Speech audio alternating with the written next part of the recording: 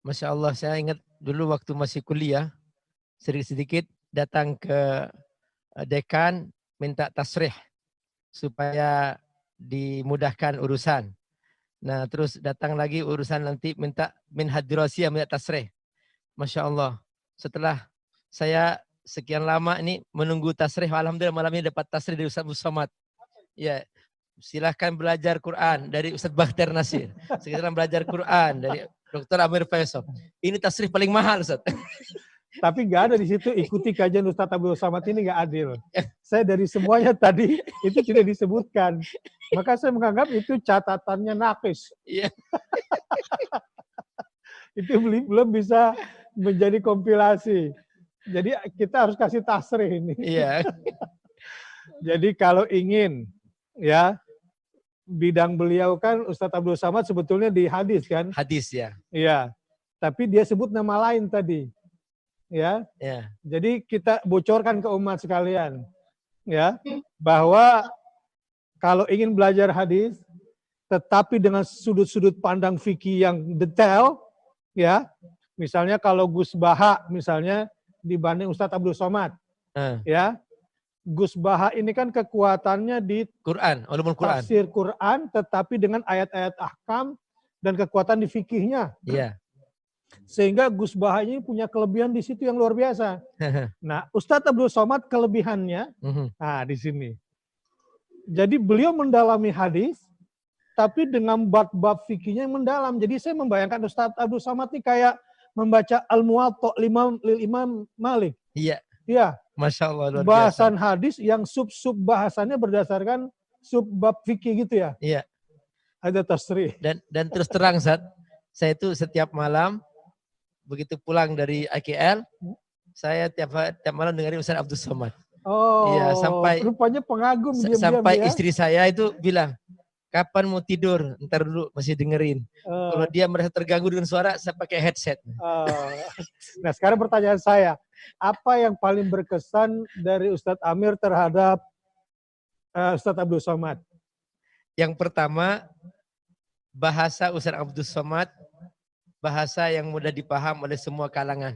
Jadi semua masyarakat dengan level apapun, baik dari kalangan awam maupun akademis, alhamdulillah saya merasakan bahwa bahasa Abdul Somad bahasa yang mudah dipaham.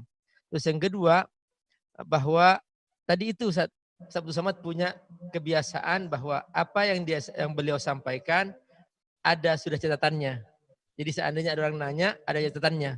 Jadi setelah saya baca semua kitabnya Ustaz Abdul Somad yang 37 permasalahan, jadi itu kayaknya catatan materi Ustaz Abdul Somad yang disampaikan di berbagai tempat jadi buku. Jadi itu jadi materi. Jadi oretan-oretannya itu menjadi materi. Nah, makanya kita langsung tenang begitu mendapatkan penjelasan Ustaz Somad, tenang. Saya sendiri nih, saya merasakan nih, sekarang saya ingin menceritakan Ustaz Abdul Somad.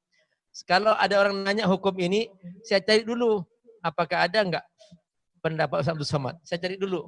Nah, ketika sudah beliau memberikan pendapat, baru saya ngopi-ngopi nih Ustaz. Mohon izinnya Ustaz. Dengan keredaan antum. Jika satu saat saya memberikan pendapat mirip-mirip dengan pendapat antum, yaitu ngopi dari pendapat antum Ustaz.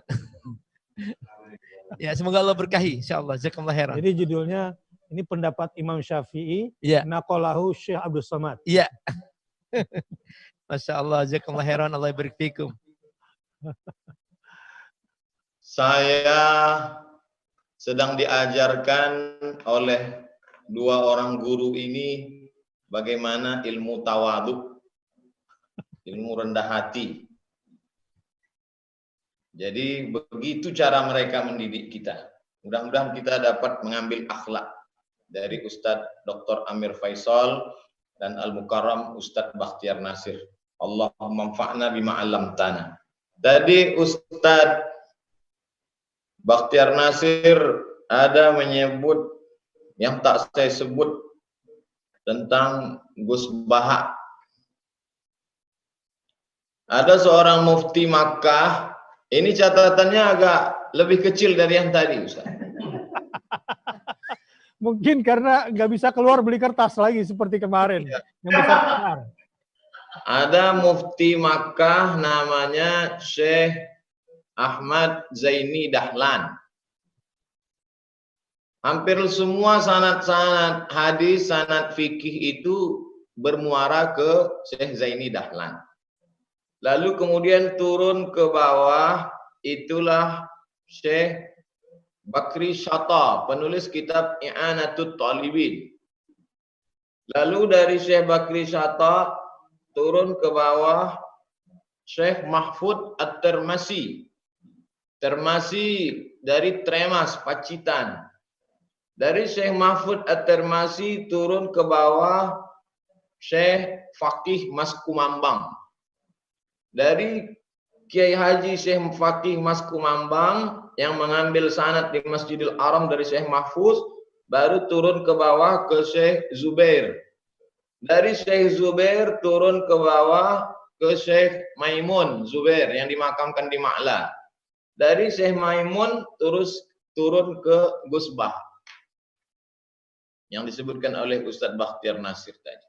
Saya tidak memasukkan beliau ke Quran atau ke fikih atau ke akhlak, karena kalau kita dengar kajiannya semua masuk, tafsirnya masuk, fikih syafi'inya masuk, lalu kemudian akhlak, kemudian sejarah, kemudian banyak mengutip dari Abu Hamid Al-Ghazali, kemudian tapi saya kira semua guru-guru kita memperkaya kita sehingga bulan Ramadan kali ini saya pikir lebih meriah dari bulan sebelumnya, karena sebelumnya mungkin di masjid, hari ini kita lebih banyak menggali ilmu dari haddasana Zoom wa haddasana YouTube.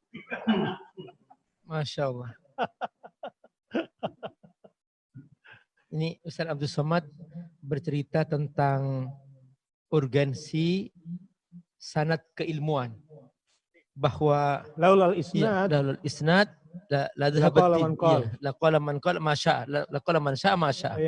Jadi seandainya tidak ada sanad, niscaya setiap orang akan berkata apa saja yang dia inginkan. Jadi luar biasa ini. Ini kayaknya penting sekali ya pada zaman sekarang ini, di mana kita dimudahkan sebetulnya secara komunikasi. Mungkin nanti suatu saat bisa dari Ustaz Abdul Somad atau dari AKL misalnya ada sanad keilmuan melalui online kayaknya.